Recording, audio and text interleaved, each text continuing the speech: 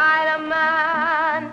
I'm gonna let it shine. Oh, this little light of mine. I'm gonna let it shine. Oh, this little light of mine. I'm gonna let it shine. Let it shine. Let it shine. Let it shine. Oh, deep down in the south. I'm gonna let it shine. The Voting Rights Act of 1965 is a landmark piece of federal legislation in the United States that prohibits racial discrimination in voting. It was signed into law by President Lyndon B. Johnson during the heights of the American Civil Rights Movement in August 6, 1965, and Congress later amended the act 5 times to expand its protection.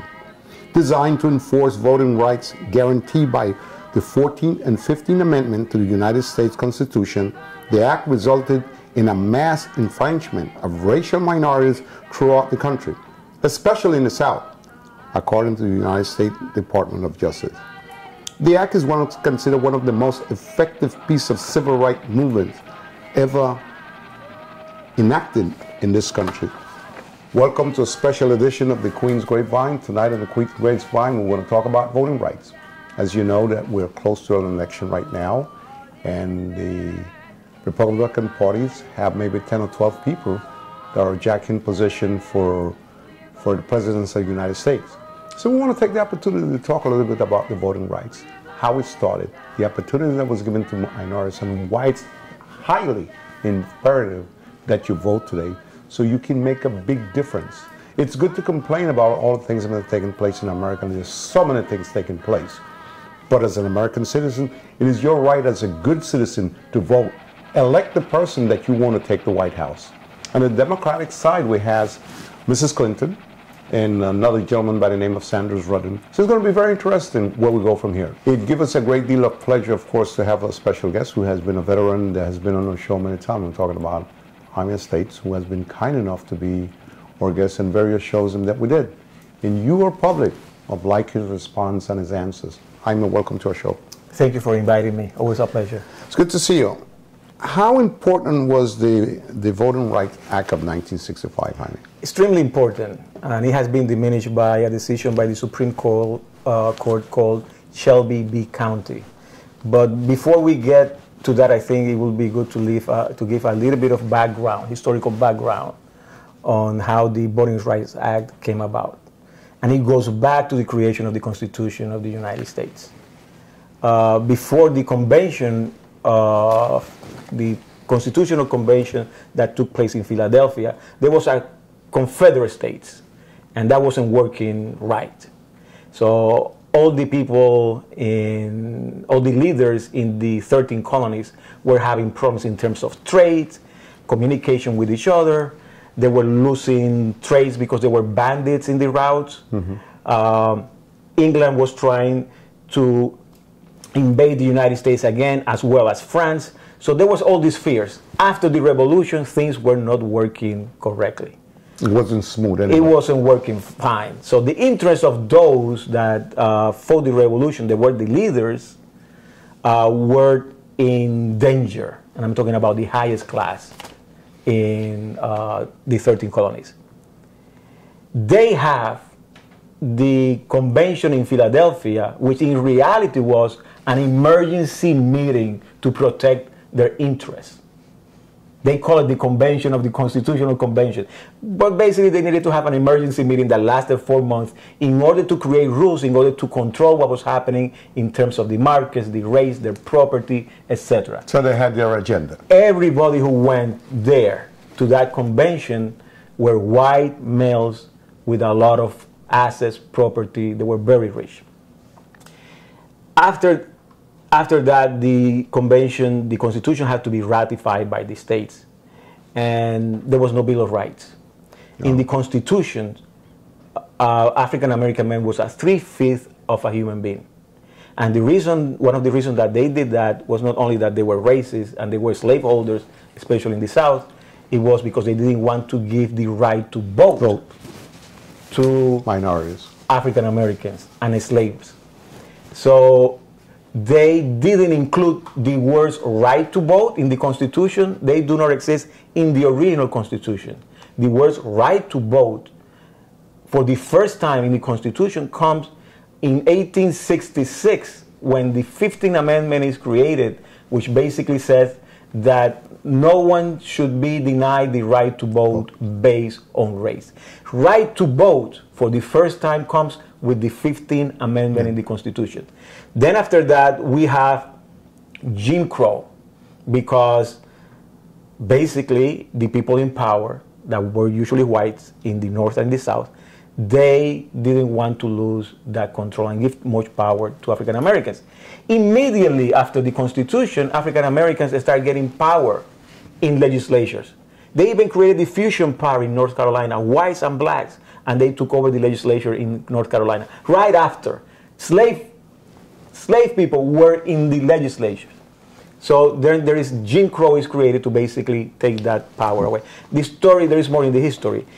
That continues until Brown versus the Board of Education in 1954, in which things start integrating little by little, but still the right to vote to African Americans was denied, because we're not denied by race, because the 15th Amendment says that we cannot deny by race, but we can't deny it in terms of property.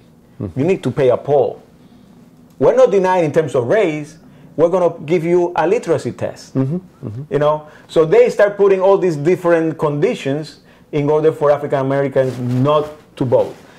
So even when we have a 15th Amendment, we needed a Voting Rights Act that it was pushed through the civil rights struggle in 1965 that basically specify all the things that you cannot do to prevent people from voting.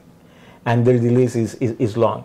And after that, for 50 years, white people and people in power said, well, it's fine, they got the right to vote, they're voting now. We keep electing white people. We keep electing the same people that protect our interests. So that's fine until Obama. We elected an African-American president, and what happened? The next year, the Supreme Court of the United States approved Citizens United, which says that corporations are people. People now. I believe that they are people when the state of Texas executes one of them. You know? Now, how do you execute a corporation? How do you execute a corporation? How can they be people? Based on the First Amendment that basically says that you and me as an individuals, if we want to support a candidate, you have a right. You have the right to put all your money there, and you don't have to disclose how much money you put. What you cannot do is to coordinate with the campaign of the candidate. You create your own political action committee, and you put all your money there, and you support that candidate without coordinating with the candidate. That's what we as individuals can do always. But now corporations can do that, because they are people now, according to the Supreme Court. They were created as people. As people. Third year, what happened? Shelby v. County, that basically diminished Section 4 of the Voting Rights Act.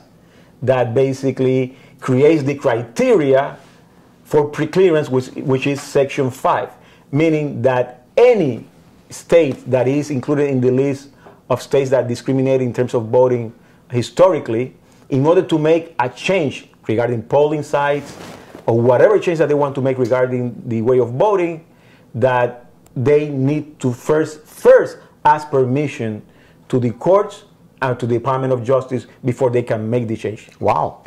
And they eliminated that criteria, so now that has been eliminated. So the Voting Rights Act has been diminished, has been weakened by the Supreme Court of the United States. Amazing, amazing. As you get the full tilt of this story, you put in plain in English the steps that they went through and how important this voting right was. And despite having the voting rights, there are still mechanisms to squeeze minority on the side where they cannot be counted. How important it was and how difficult it was to get the voting rights done?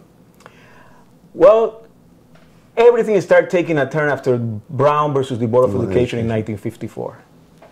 It's interesting that in history, people don't mention a case in California. It was because it was not a Supreme Court case, but it was a case in California that was decided by the state Supreme Court.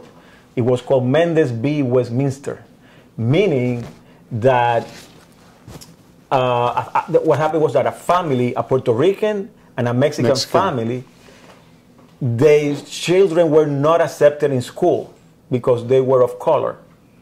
So they took upon themselves to raise monies, to get lawyers, and to mobilize the community. The case ended up in the Supreme Court of California. The governor of California during those years was Warren, who was the Chief Justice of the Supreme Court in 1954. So he went through that experience with Mendes v. Westminster.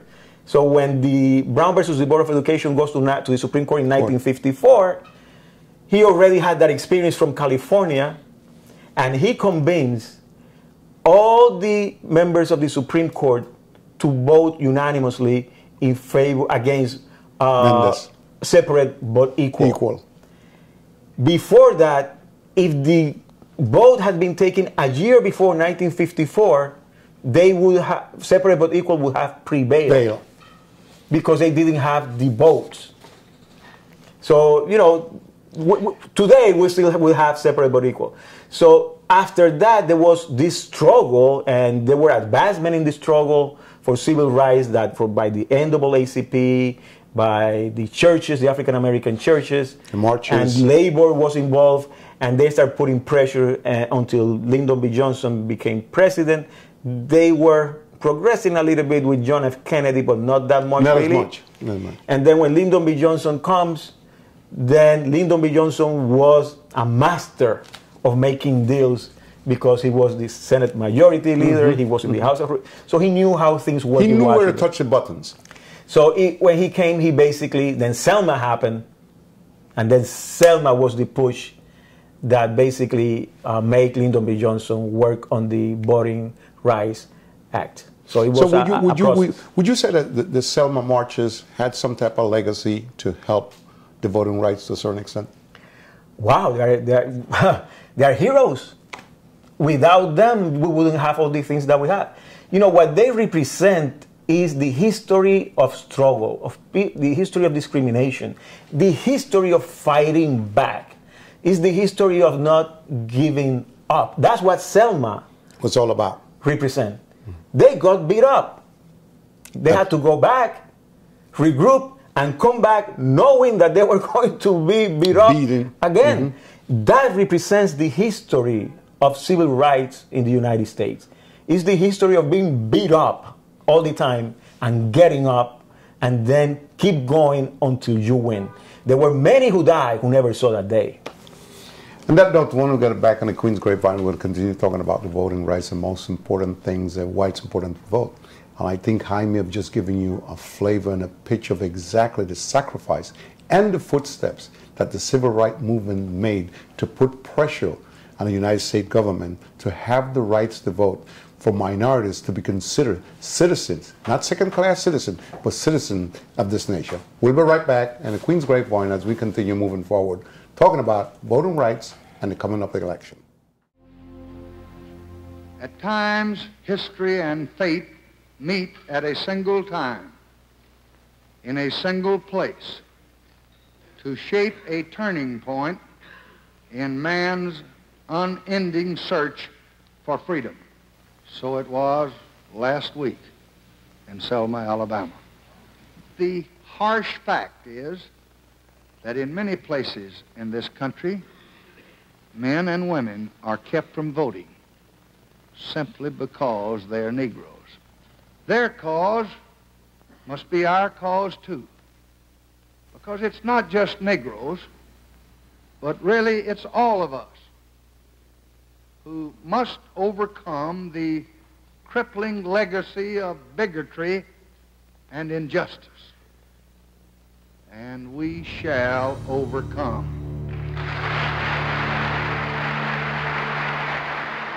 We're back here in the Queen's Grapevine talking about the voting rights with our special guest who gave us a nice intro as when we talked a little bit about the Selma marches, how important it was, and more importantly, the abuse that the public took who was doing those marches to just fighting for their rights, and how the pressure was put on Lyndon B. Johnson and Congress to do something about it.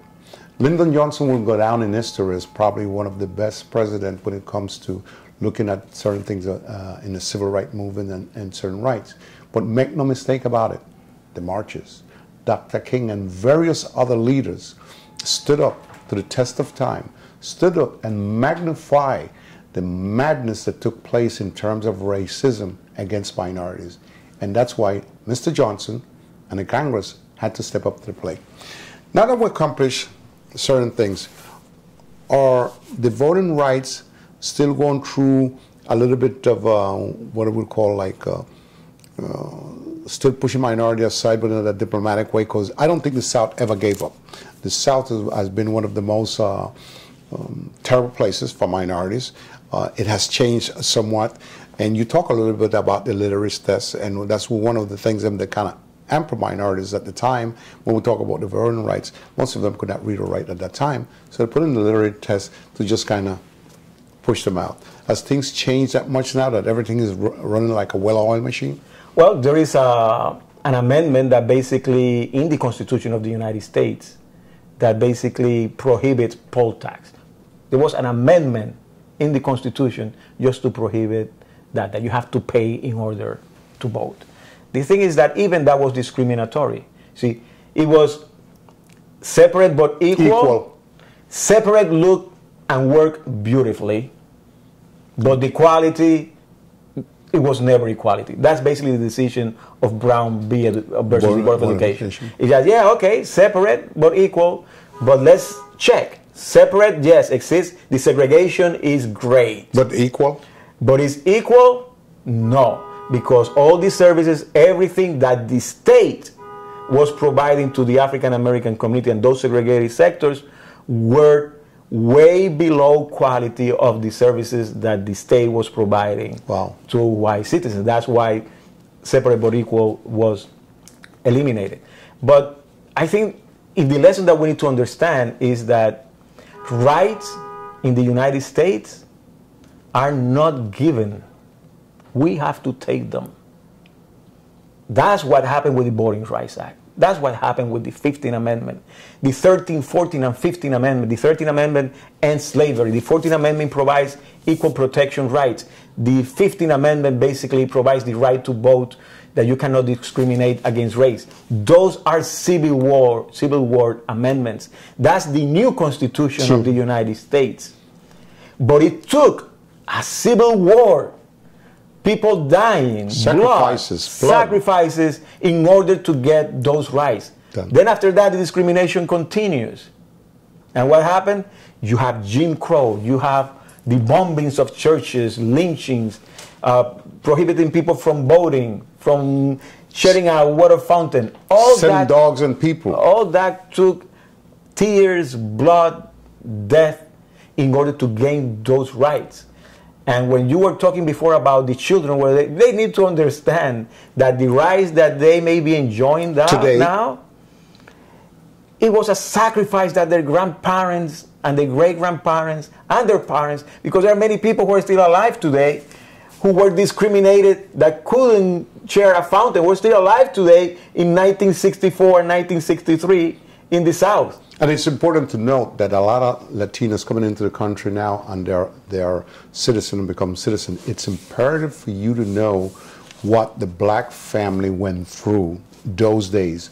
Whatever they went through and the accomplishment that you're getting today and that you're enjoying, make no mistake about it, is because of what the black community went through. The sacrifice that they made and the advancement that was achieved is because of the things that they did in the past, as Jaime just mentioned. And now today, you have the rights to almost live anywhere you want, vote for whoever you want. And that's why vote is important. Now, as we move on to our second point, let's talk about this election coming up.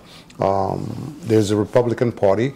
It seems that Mr. Trump is taking a big lead ahead of every one of them.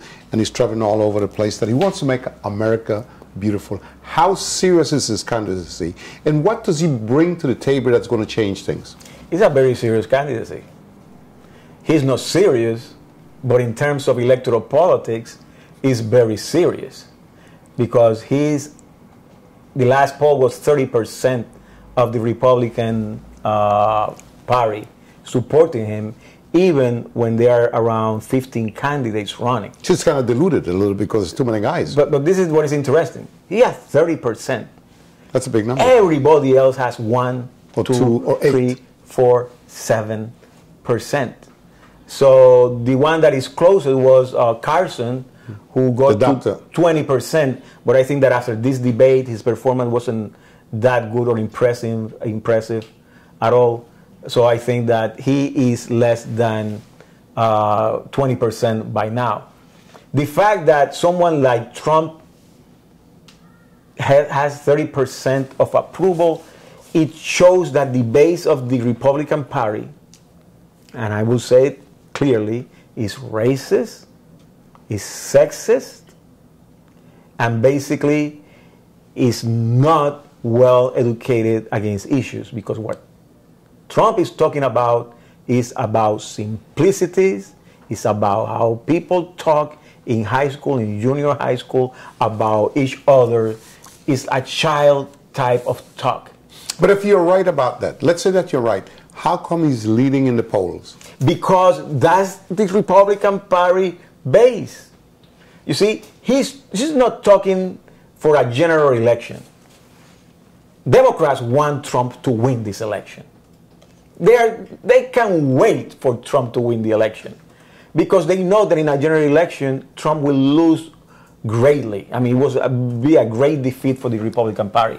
But inside the Republican Party, because it's the Republican Party primary, that's the language that he needs to use in order to get that 30% and to win basically the nomination for the Republican Party. Where does the Tea Party stand with this thing? Because well, that's Tea Party talk. Okay.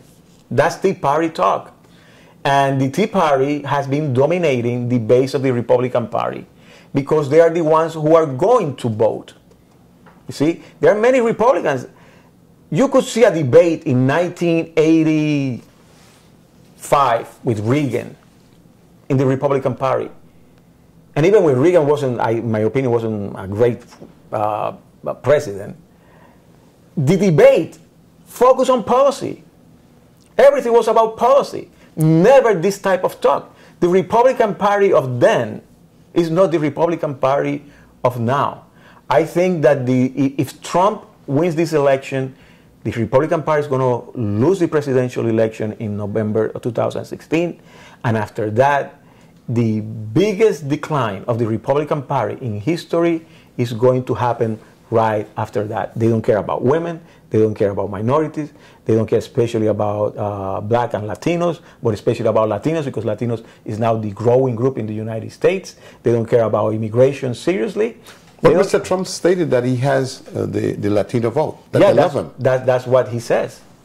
But because he says it, that doesn't mean that it's true. But he doesn't have it. I mean, he called Mexican rapists. He wants to put a wall between the United States and Mexico, which are a long border. My question to him is, who's going to build the wall? He stated he was going to build it, and he's capable of building it because he's a builder. The immigrants are the ones that build things in this country. That wall is going to be built by immigrants, and after they finish, the Mexicans are going to be building that wall. When they finish, he's going to throw them over the wall that they built. I want to see that because there are millions and millions of them. The other thing is that he will need Congress. He will need the House of Representatives. He will need the Senate. And if for any miracle he wins the President of the United States, there is no way that he's going to win, the Republican Party is going to win the Senate or the House of Representatives at the same time. I mean, it will be very difficult. As we talk about this election, the Democrat has Mr. Sanders running, and they have Mrs. Clinton. Mrs. Clinton seemed to have run into a little bit of a problem, or some type of problem, with iPad and certain things that was eliminated. Does she has a real chance to represent the Democratic Party? Well, there is a general sentiment, there is a common denominator in this election that applies to Republicans and Democrats, is that people are tired of the same faces. That helps Trump, that helps Sanders. Mm-hmm. So that is common in the country. People want to see different faces. Does Sanders, that include Vice President Biden too? Well, he's part of that mainstream group too. Okay. The thing is that Sanders is not part of that mainstream group. I think. But what is his message? Well, Sanders is pro-union, pro-working people. He's a socialist. That he declares himself as a socialist. Is the only socialist elected to Congress. He's in the Senate, but there is no other socialist in the House of Representatives, in the Senate, or in the presidency ever. Has never existed. Sanders is, and he has said that publicly. People are not, the people that we have in the year 2015 are not the same people of the beginning of the 19th century. Exactly. Or at the end of the that basically had problems with socialism and things like that. People it's a different are group. Paying attention to the message, not to the labels. Okay. That's very important. On that note, I want to take the opportunity to thank you so much for being a special guest and for so many important things about the Voting Rights Act and the upcoming election, which I think is extremely important. We don't have words, so thank you for that, Jaime. Oh, it's a pleasure, always, Lee. Again, folks, remember how important your vote is. Okay, there's a coming elections, and it's time for you to make your vote count. Do not vote for the person that you don't think can run this country. Do not vote for people just making buzzwords and playing the picture of a clown without discussing the facts of how to fix this country. And again, we hope that this program has been to your liking. This is Wallingford Lee saying good night for the Queen's Grapevine, and thank you for watching our program. We hope to see you next week at the same time, at the same place.